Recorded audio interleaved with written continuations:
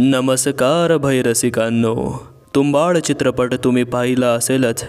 जीवाचा थरकाप उडवणाऱ्या या चित्रपटाची कथा अन्य कोणी लिहिली नसून नारायण धारप सरांनी लिहिली आहे। आज आपण तीच कथा ऐकणार आहोत, जी यूट्यूब अथवा अन्य कोणत्याही प्लॅटफॉर्मवर उपलब्ध नाही। तुमच्यासाठी जास्तीत जास्त मेहनत घेऊन आम्ही हे साहित्य ऑडिओ स्वरूपात बनवत आहोत, त्याबद्दलचा मोबदला म्हणून फक्त चॅनल सबस्क्राईब करा आणि तुमच्या मित्रमंडळींमध्ये शेअर करा।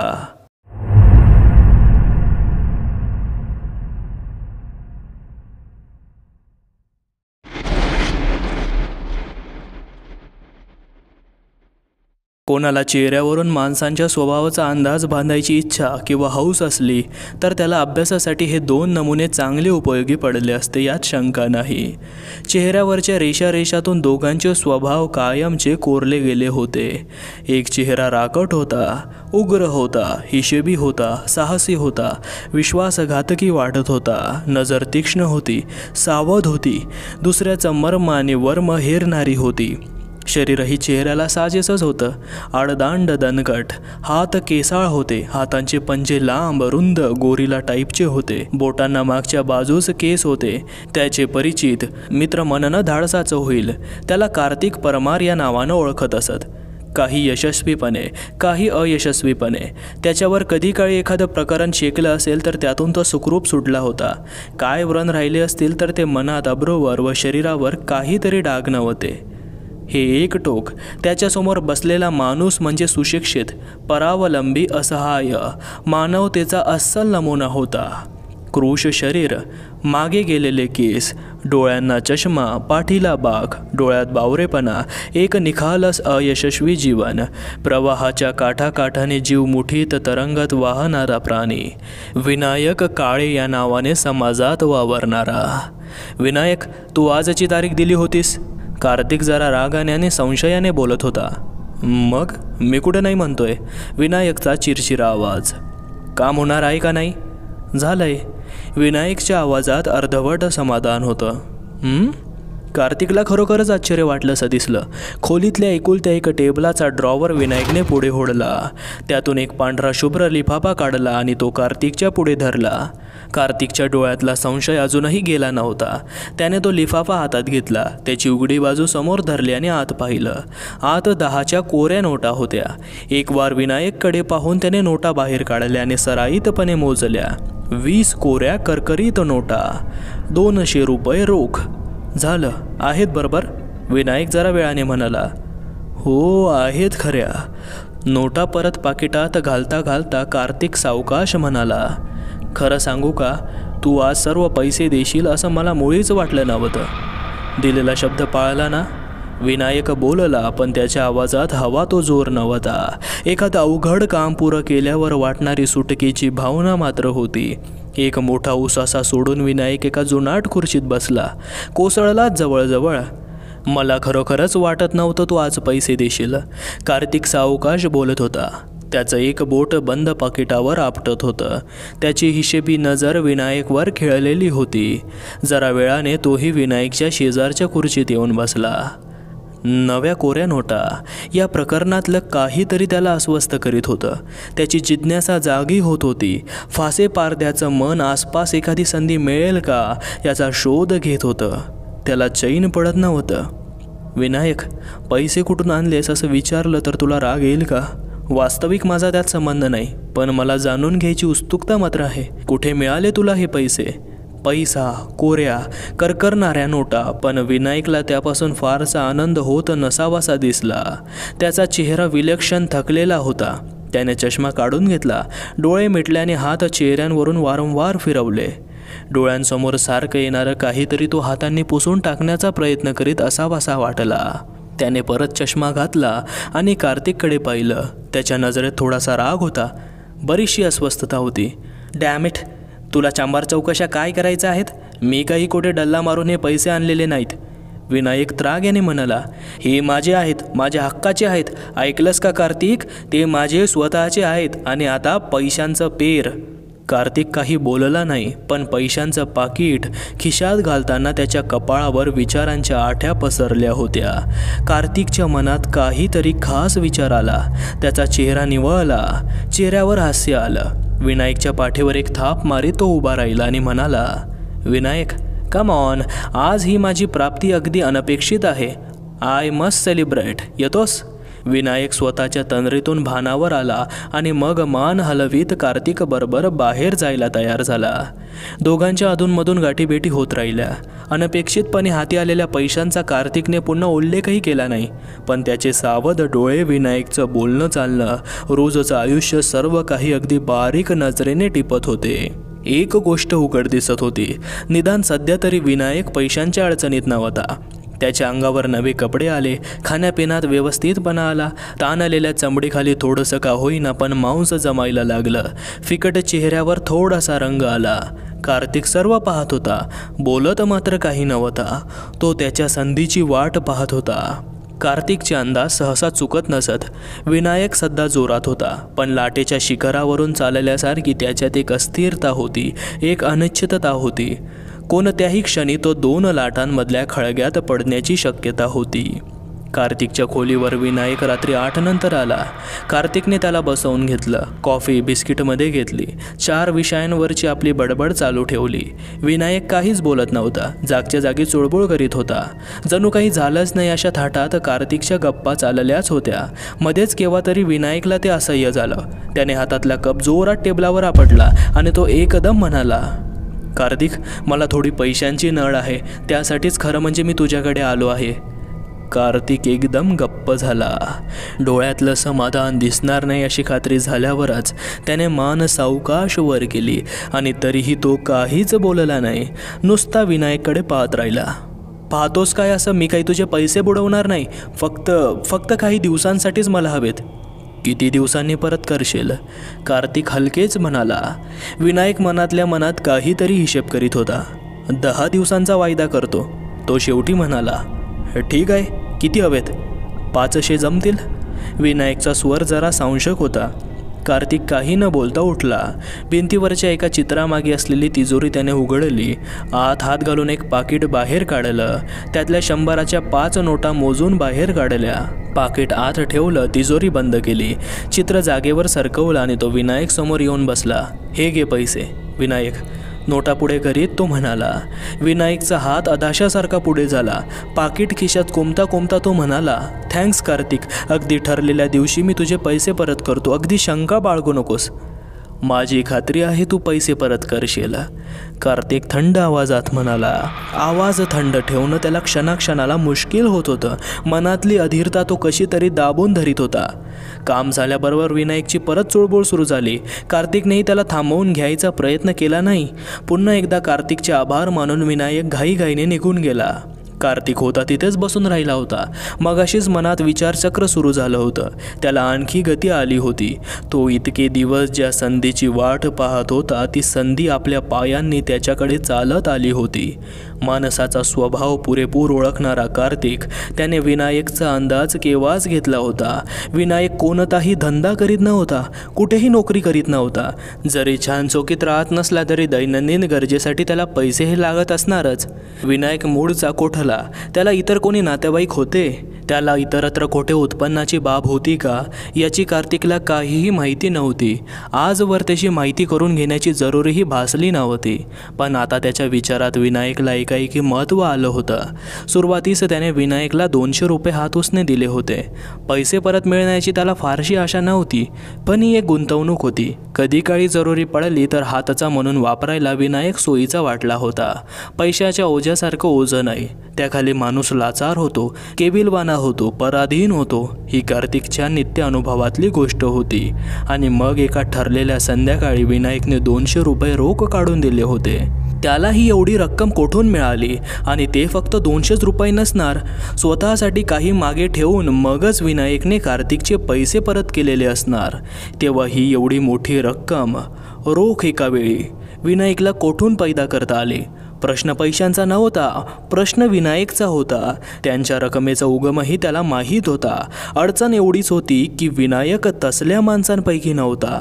त्याच्यात ती धडाडी, बेडरपणा, कल्पकता, हजरजबाबीपणा नव्हता. त्यासाठी हवे तसे त्याचे संबंध नव्हते. त्याच्या ओळखी नव्हत्या. बँकेत किंवा खाजगी सावकारीत विनायकची पतही शून्य होती. मग ही रक्कम आली कुठून? आणि शिवाय विनायकचा तो ओढलेला, थकलेला, धास्तावलेला चेहरा. पैसे मिळाले होते, पण विनायकला त्यात काही फारसा आनंद किंवा अभिमान वाटला नव्हता, हेही अगदी उघड होतं. कधी वाटले नव्हते अशी एक अस्पष्ट अस्वस्थतेची जाणीव कार्तिकला झाली. काय करायचं ते त्याने आधीच ठरवलं होतं. तो स्वतः आणि त्याचे 2 मित्र यांनी विनायकवर दिवसाचे 24 तास पाळत ठेवली. अर्थात विनायकच्या लक्षातसुद्धा येणार नाही अशा सावधपणेच ठरलेल्या दिवसाच्या आधी 3 दिवस विनायक गावाला गेला. जवळजवळ मागच्याच प्रसंगाची पुनरावृत्ती. कार्तिकने आज पैशांचा प्रश्नच काढला नाही. त्याला मनोमन माहीत होतं की विनायक त्याचे पैसे परत करणार आहे. त्याचं लक्ष होतं विनायकच्या चेहऱ्याकडे. इतका ताण, इतका थकवा, किती ओढलेला चेहरा. कार्तिक काहीच बोलला नाही. विनायकही काही बोलला नाही. टेबलाचा खण उघडला गेला. ते एक पाकिट बाहेर आलं आणि न बोलता विनायकने ते कार्तिकच्या हाती दिलं. कार्तिक पैसे मोजण्याच्याही भरीस पडला नाही. ते 500 रुपये असलेलं पाकिट हातात घेताना कसंच वाटलं होतं. 5-7 मिनिटं थांबून त्याने विनायकचा निरोप घेतला. त्याला हवी होती ती माहिती मिळाली नव्हती, पण आता ती विचारायची वेळ नव्हती. त्याला पुन्हा एकदा थांबावं लागणार होतं संधीसाठी. इतर अनेक व्यवसायात गुंतलेला असतानाही कार्तिकच्या मनात विनायकचा विचार सतत असायचा. 2 महिने गेले, 3 महिने गेले, विनायक त्याच्याकडे आला नाही. या उशिराने तर कार्तिकच्या उत्कंठेला एक नवीच धार चढली. विनायक आला नाही याचा अर्थ एकच होता, मागच्या खेपेस त्याच्या हातात बरंच मोठं कबाड आलं असलं पाहिजे. पण थांबणं आणि आणखी थांबणं याखेरीज कार्तिकच्या हाती काहीच नव्हतं. तो थांबला, वाट पाहत. विनायक येण्याची आशा 4 महिन्यांनंतर कार्तिकने जवळजवळ सोडून दिली होती. हाती घेतलेल्या कामात त्याला सहसा अपयश येत नसे किंवा यश येईपर्यंत तो थांबत असे. तेव्हा हा प्रकार सर्वच दृष्टींनी असमाधानकारक होता. त्याची खात्री होती की विनायकच्या वागणुकीत काहीतरी रहस्य आहे, पण तो उकलायची आशा आता जवळजवळ संपलीच होती. तो अशा विचारात असतानाच एका संध्याकाळी विनायक त्याच्या दारात हजर झाला. इतका अनपेक्षितपणे की कार्तिकला काही क्षण खरोखरच काही बोलायचं सुचेना. त्याच्यावर फार थोड्या वेळा आलेला प्रसंग. जरा घुटमळल्यावर विनायकने मनातलं बोलून दाखवलं. त्याला 1000 रुपये हवे होते. लग्न करायचा त्याचा विचार होता. त्याच्या जवळची रक्कम अपुरी पडत होती. कार्तिकशिवाय तो दुसरीकडे कुठे जाऊ शकत नव्हता. 20 दिवसात तो सगळेच्या सगळे पैसे परत करणार होता, अगदी व्याजासह. मग 20 दिवस का थांबत नाहीस? कार्तिक म्हणाला. नाही, आधी तयारीस काही हवेत ना. म्हणजे तुझं लग्न ठरलंय तर? हो, जवळजवळ तसंच. आणि कार्तिकला समजलं की त्याची वेळ आलेली आहे. विनायक, पैसे द्यायला मला काही अडचण दिसत नाही, पण त्याआधी माझी एक शंका आहे. तू वेळेच्या वेळी पैसे परत करतोस हे कबूल, तरीही मला जरासं नवल वाटतं. विनायक, तुला हे पैसे कोठून मिळतात? विनायकच्या चेहऱ्यावर चमत्कारिक भाव आले. त्यात तो राग होता, भीतीही होती. तो जरा चिडक्या आवाजात म्हणाला. तुला त्याच्याशी काय करायचंय कार्तिक? पैसे वेळेवर मिळाले की झालं ना. मग या चौकशा कशासाठी? माझं आपलं एक कुतूहल. या माहितीच्या बदलात मी तुला व्याजाचीही सूट देतो. सांग. तो माझा वैयक्तिक भाग आहे. तुला विचारायचा सुद्धा अधिकार नाही. तुझा त्यात काहीही संबंध नाही. नाही, कार्तिक थंड आवाजात म्हणाला. मी पैसे देतोय ना, मग मला विचारायचा पूर्ण हक्क आहे. समजा तू कुठे डल्ला मारून पैसे आणत असलास तर मला धोका? डल्ला? मी? गॉड! विनायक जरा समजावणीच्या सुरात पुढे म्हणाला. तसं काही एक नाहीये कार्तिक. माझ्यावर विश्वास ठेव. मी जे पैसे आणतो ते माझ्या एकट्याच्या पूर्ण मालकीचे असतात. एवढं पुरे नाही का? पुन्हा तो चमत्कारिक भाव. मला ती माहिती हवी आहे. कार्तिक ठामपणे म्हणाला. हा अन्याय आहे. तू अडवतो आहेस. पैशांची गरज तुला आहे विनायक. पैसे मागायला तू आला आहेस. मी काही हात धरून तुला इथे आणलेलं नाही. सांगितल्याशिवाय पैसे देणार नाहीस तू? मला ती माहिती हवी आहे. विनायक खूप तणतणला. रागाने खोलीतून निघून गेला. कार्तिक शांतपणे बसून राहिला.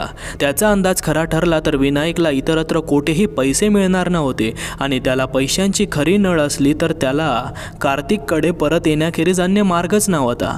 कार्तिक संतपणे वाट पाहत राहिला. 3ऱ्या दिवशी संध्याकाळी विनायक त्याच्याकडे आला. नगरच्या अलीकडे 15-16 मैलांवर सावनेर म्हणून एक गाव आहे. विनायक सांगू लागला. तिथे माझा जन्म झाला. आमच्या किती पिढ्या तिथे उलटल्या मला माहीत नाही. पोस्टाच्या मागच्या बाजूस तेली गल्लीला लागून काळ्यांची गल्ली आहे. तिथे काळ्यांच्या ओळीने 11 वाडे आहेत. काही नवे, काही जुने, पण आता सर्व पडीक. आमचा वाडा आमच्यापैकी कोणी पूर्वजाने बांधला का तशा स्थितीत विकत घेतला ते मला माहीत नाही.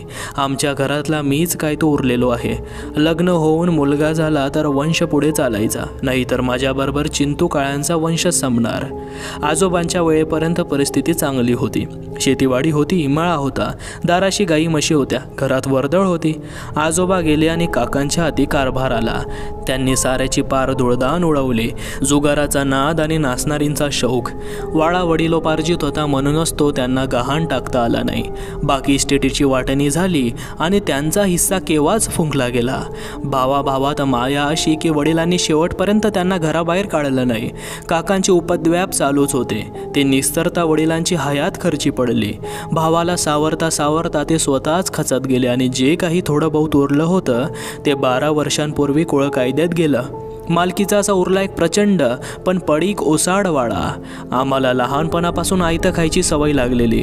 कशासाठी अंग मोडून श्रम करणं माहीत नाही. शिक्षणाकडे कोणी लक्ष दिलंच नाही. घरचं येत होतं तोपर्यंत हे सगळं ठीक, मग डोलारा कोसळायला काय उशीर. पाहता पाहता खायची भ्रांत झाली. शहरातला खर्च परवडेना तेव्हा सावनेरला जाऊन राहिलो. वाड्यात भाडेकरी ठेवायचा विचार होता, पण पडक्या वाड्यात राहायला येणार कोण. फुकटावरी वाटेल तेवढी जागा तिथे ओस पडली आहे. काळे गल्ली अगदीच ओस पडली नव्हती. काही वाड्यातून अजून म्हातारे कोतारे राहतात. 2-3 चुली सोडून नातलगच लागतात. आजोबांना वडिलांना ओळखणारे, संध्याकाळचे पारावर खोक खोक करत बसणारे, पडक्या दातांचे, पिकल्या केसांचे, अंध डोळ्यांचे. काळ्यांचा कोणी नवा आला की त्याच्याशी आजोबा पंजोबाचं नातं लावणारे जुन्या पिढीतले अवशेष. रघुअण्णा त्यातले सर्वात प्राचीन. माझ्या आजोबांच्या बरोबरीचे. माणुसकीही त्यांच्यातच जराशी तरी दुखदुखती धरून होती. एकदा मी आणि ते दोघेच पारावर बसलो होतो. ते मध्येच म्हणाले, विनया, आसपास कोणी आहे का रे? रघुअण्णा आंधळे होते. नाही, आपण दोघंच काय ते. विनया, पोटभर खायला तरी मिळतं का रे तुला आजकाल? रघुअण्णा, मी जरा रागाने म्हणालो. विनया, मी तुझ्या बापाचं बारसं जेवलोय. तुमच्या 3 पिढ्या मी पाहतोय. तुम्ही लेकाच्या फुटक्या नशिबाचेच. मी काहीच बोललो नाही. ते म्हणत होते ते सगळं खरं होतं. विनया, माझं एक ऐक. माझं घराखालचं बळद बघ. रघुअण्णा, मनात एकदम पैशांचा विचार आला होता. मी जास्त काही बोलणार नाही आणि म्हाताऱ्याने खरोखरच आपला शब्द पाळला. त्यांच्यापाशी मी किती वेळा हा विषय काढला असेल, पण म्हाताऱ्याचं तोंड बंद. एकदा जेव्हा मी अगदीच आजीजीला आलो तेव्हा रघुअण्णाने थोडी दया दाखवली आणि ते आणखी 2 वाक्य बोलले. विनया, तपास अमावस्येला कर. तुझ्या आजोबाला यातलं काहीतरी माहीत होतं. नाहीतरी मी सावनेरला उद्योग असा काहीच करीत नव्हतो. अगदी रिकाम टेकडाच बसलो होतो. तेव्हा मनाला हा एक नवा चाळाच लागला. वाड्यात पिढ्यानपिढ्यांचं सामान साडलं होतं. अनेक कपाटं, अनेक पेट्या भरल्या होत्या. शेकड्यांनी पुस्तकं होती. आजोबांच्या वेळेचंही त्यात बरंच होतं. त्यात त्यांनी कुठेतरी काहीतरी लिहून ठेवलं असण्याचा संभव होता. मला आता शोधायला वेळ भरपूर होता.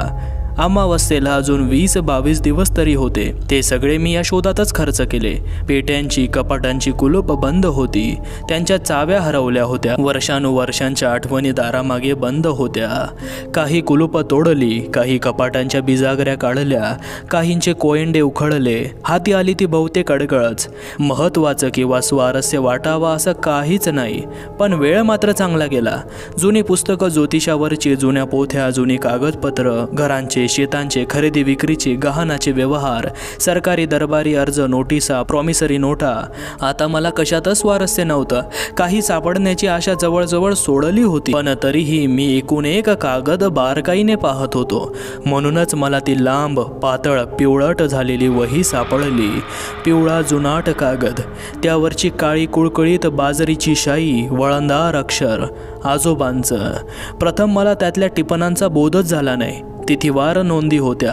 त्यावरून त्यात आजोबा कित्येक महिने लिहित असावेत असं दिसत होतं, पण ती रूढ अर्थाने रोजनिशी नव्हती. पैशांचाही उल्लेख होता, पण सर्व जमा खाती नोंद होत्या. तो जमा खर्चही नव्हता. मला आता सगळं आठवत नाही, पण काही आठवतं ते असं. काल 7च नाणी मिळाली, काल 11 नाणी मिळाली. सोन्याचा भाव 18 रुपये 14 आणे होता. सोन्याचा भाव 17 रुपये 2 आणे. चोर. अशा अनेक नोंदी होत्या. आजोबांना कुठून तरी सोन्याची नाणी उपलब्ध होत होती आणि ती विकून ते त्याचे पैसे करीत होते. सोने आणि रुपये. माझी खात्री झाली की आपल्या सध्याच्या कार्याशी याचा काहीतरी संबंध आहे, पण शेवटपर्यंत याशिवाय इतर काही नव्हतं. कधी 17 नाणी, कधी 5, कधी 0, कधी भाव चांगला, कधी भाव घसरलेला. नाही म्हणायला 2च ओळी यापेक्षा वेगळ्या नव्हत्या, पण त्यांचा तर मला अजिबातच अर्थ लागेना. त्यांचा कशाशीच संबंध वाटत नव्हता. एक अशी होती, आज कणिक कमी पडली आणि बऱ्याच पानांनंतर एकदा गुलाल आणखी घालायला हवा. तुला सांगतो कार्तिक, माझं डोकं तर पार चक्रावून गेलं होतं. खालचं बळद, नाणी, पैसे यांचा संबंध लागतो, अमावस्येचीही संगती लागते, पण हे कणिक गुलाल प्रकरण काय होतं? माझी तर मतीच गुंग झाली. अमावस्या आली. माझ घराखालचं बळद मी एकदा उघडून बघितलं होतं. खालची खोली चांगली दगडांनी बांधून काढलेली आहे. किती वर्ष बंद आहे कोणास ठाऊक, पण आतली हवा कुबट नाही. पूर्वी येथे दिवसच्या दिवस काढायची लोकांवर वेळ आली होती. पेंढाऱ्यांचे दरोडे, आत वस्तींच्या काही खुणाही होत्या. कोनाड्यातून लागण दिवे होते, पण अधिक काही नाही. पण राघवांना अमावस्या म्हणाले होते. त्या रात्री तिथं जायला हवं होतं. विनायकचा आवाज एवढा गोगरा झाला होता. तो आता बोलायचा थांबला. काही वाईट स्मृतींचा वारसा त्याच्या फिकट डोळ्यात तरंगत होता. मला हे कोडं सोडवायला 3 महिने लागले. विनायक शेवटी म्हणाला. त्या आठवणीने त्याचं शरीर अजूनही शहारून येत होतं. त्या बळदातून मी नाणी आणतो कार्तिक, दर अमावस्येला. कधी 5 मिळतात, कधी 7 मिळतात. मग त्यांचे पैसे करतो. सगळा चोरीचाच मामला, पण हे तुझ्या प्रश्नांचं उत्तर आहे. झालं तुझं समाधान? कार्तिक विनायकचं सर्व बोलणं शांतपणे ऐकून घेत होता. त्याचा कितपत विश्वास बसला, त्याला काय वाटत होतं हे त्याच्या चर्येवरून कळणं कठीण होतं. शेवटी तो सावकाश म्हणाला, दर अमावस्येला तू तिथे जातोस? नो, अगदी नड लागेल तेव्हाच. विनायक म्हणाला, ते भयंकर आहे कार्तिक, टेरिएबल. या अमावस्येला जाणारच असशील? जायलाच हवं. लग्नासाठी पैसे हवेत मला. एक उसासा टाकून कार्तिक उठला आणि त्याने भिंतीवरचं चित्र सरकावलं आणि त्यामागची तिजोरी उघडली. नमस्कार भैरसिकांनो. आजचा भाग कसा वाटला हे कमेंट करून नक्की सांगा. चॅनलला सबस्क्राईब करा आणि हो, तुम्हाला आपल्या चॅनलला कुठल्याही प्रकारचा सपोर्ट करायचा असल्यास लिंक डिस्क्रिप्शनमध्ये दिली आहे. उद्याच्या थराराला नक्की या, ठीक 9:06 तोवर काळजी घ्या.